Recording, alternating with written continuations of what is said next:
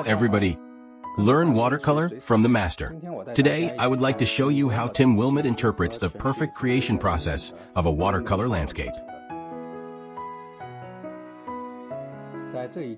In this issue, Tim Wilmot's quote is from light to dark.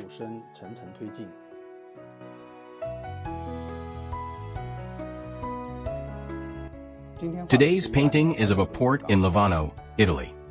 Let's look at the scene. The light is coming from the left. These are the brightest parts. And these are the darkest parts. There's a nice reflection here. We need to make a plan. I'll just leave these places blank. Which areas are light and which areas are dark? Where is the visual focus? And mentally rehearse the stages that each layer of light to dark will go through. When I was drawing a pencil draft, also try to think about which areas are light and which areas are dark. Pay attention to composition, pay attention to perspective. The waterline is not at the same level as the plane.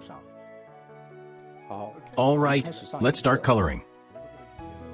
Some light yellow. And then add the sky on top.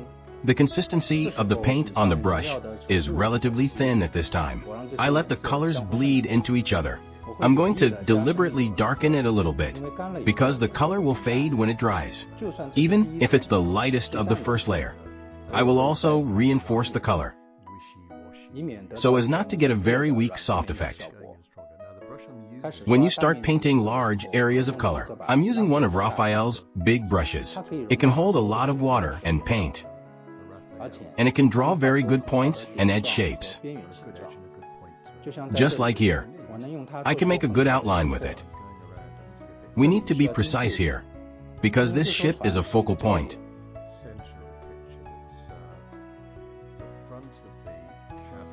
This glass is facing us. A little bit of blue, a little bit of gray blue. The red building on the right and the building on the left. That's it on the light layer, and I'm not going to do it again. The middle boat is white, but for the dark part one use bluish gray to do it. Here I go back up there while I'm still dry and add some color to the building, just to add some interest, otherwise the building would be bland. I come back here and sweep gently. You'll get some interesting watercolor effects.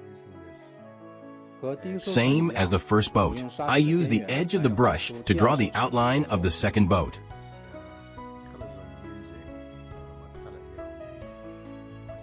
The colors I use, just like my palette. From top to bottom, the upper part is neutral gray. Burnt sienna, yellow ochre, viridian green, Cobalt green. The middle part is cerulean blue, cobalt blue, ultramarine blue. alizarin crimson. The lower part is Windsor red, orange, cadmium yellow, and lemon yellow.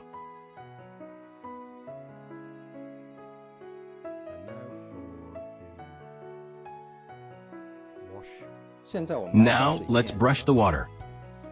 I'm just doing the bottom of the first layer. From light to dark, there will be a deeper reflection.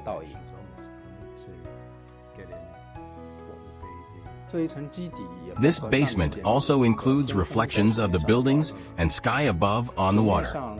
The color of the sky above the water is darker than the color of the sky above. Now, I'm going to mix these colors. Let me add some color. That's part of the reflection. Like the building on the right, I also painted a little red in the water. On the left, mix in some yellow to create a reflection of the building. These colors are also a little darker than the colors of the buildings above. This red is very strong, but you don't have to worry about overdoing it, because it gets a little lighter when it dries. Of course, it's better if you let it dry naturally. The first coat is finished. It is the first step from fading into darkness.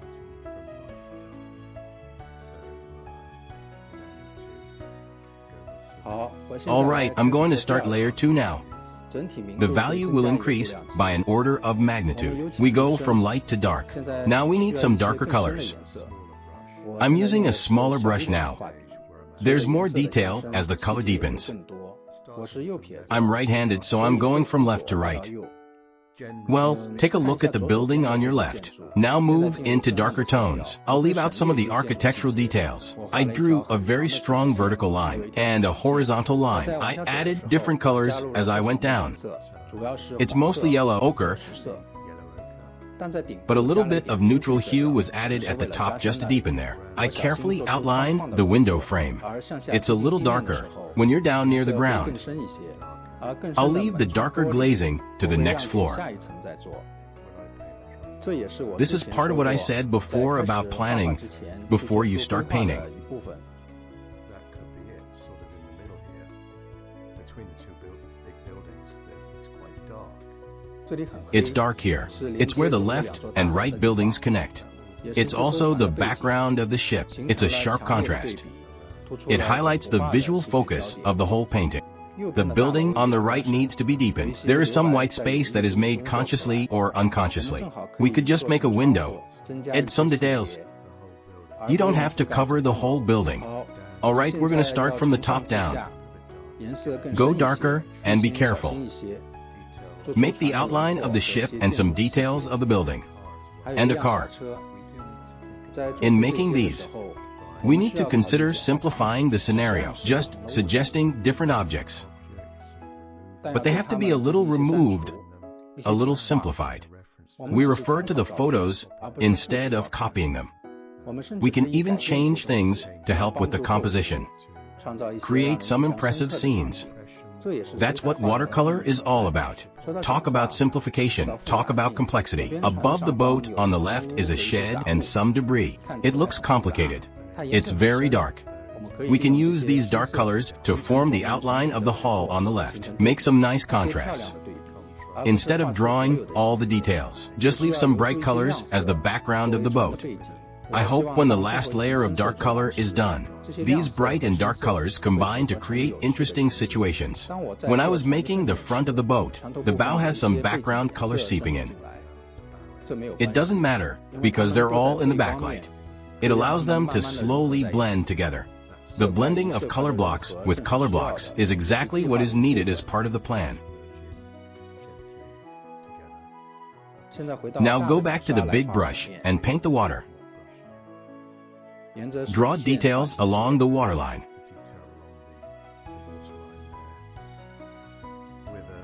I'm doing these big toothed exercises. Create some water ripples and reflections.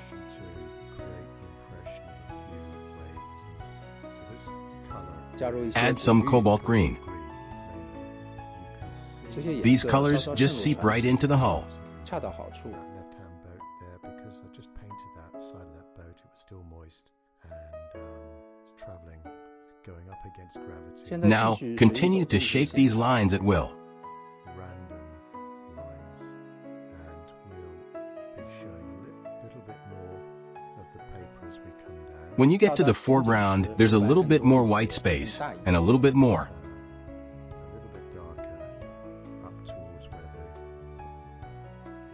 the create some light. I put in some blue when the ship was still wet. The brush again into that area. Then, to the reflection on the right. Red building. That side that's Leave some reflection of the red building.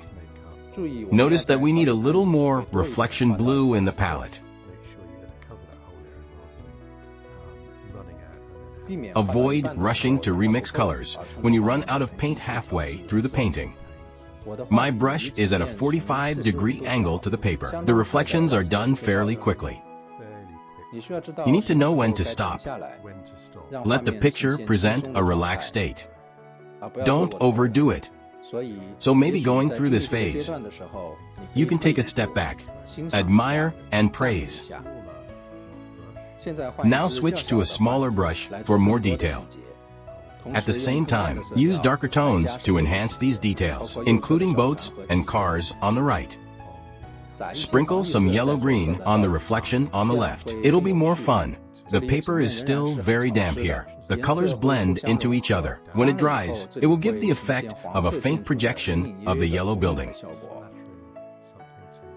splatter in a bit of water just to make them a bit more interesting. Yes, so these boats do need to be a little bit darker. Let's darken this boat too. Leave a little reflection in the dark. Do some deepening between boats, but it doesn't need to be too clear. Focus on the overall effect. It's like drawing cars in a parking lot. We just have to think about the whole row, not a single car. Now the paper is still wet, and we can still paint the smudge effect on it. But I'm going to speed things up. Let's blow dry it. Ensure 100% dryness. Okay, second layer is done. The next stage is more details. At this stage, there is less water and paint on the brush. I usually apply thicker layers at each progressive stage. Now for the final stage, I use a smaller brush. It is usually a small synthetic brush. Add details from left to right and top to bottom. Just a few, not too many, including the building's cornice, window frames, these deeper parts in the middle, and so on. I use some loose strokes that don't need to be precise. Add some old texture to the building, including the cars, the streets. Use a darker color to outline the boundary between the wall and the water, and some ship outlines and details.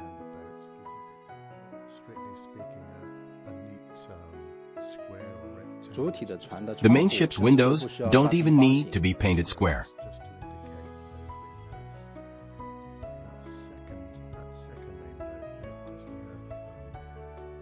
The second boat and the glass barely moved, mostly left blank to give the feeling of sunlight.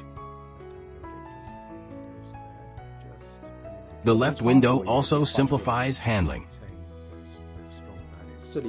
Be careful here to leave the visual center to the central subject.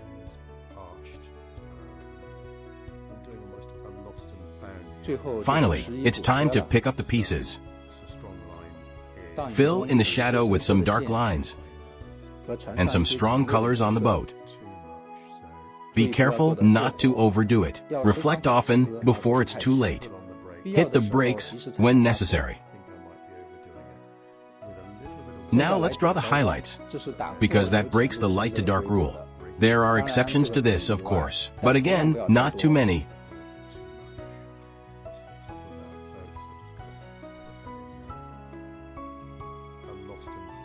Final bits and pieces are done. Do you understand the process of watercolor painting from light to dark?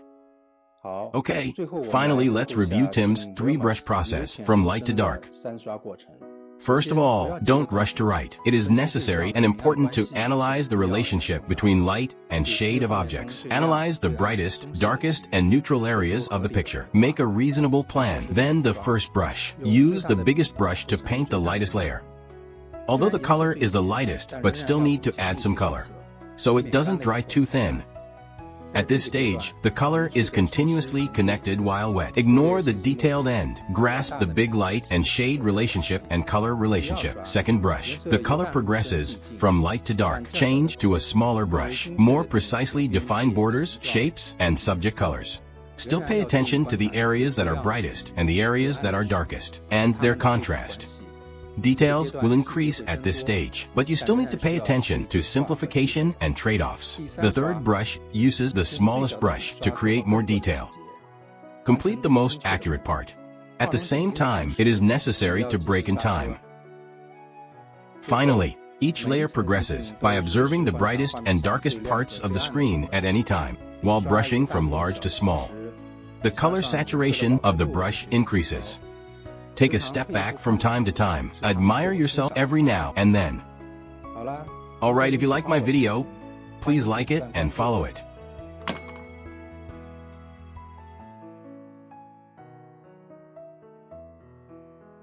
Thanks for watching.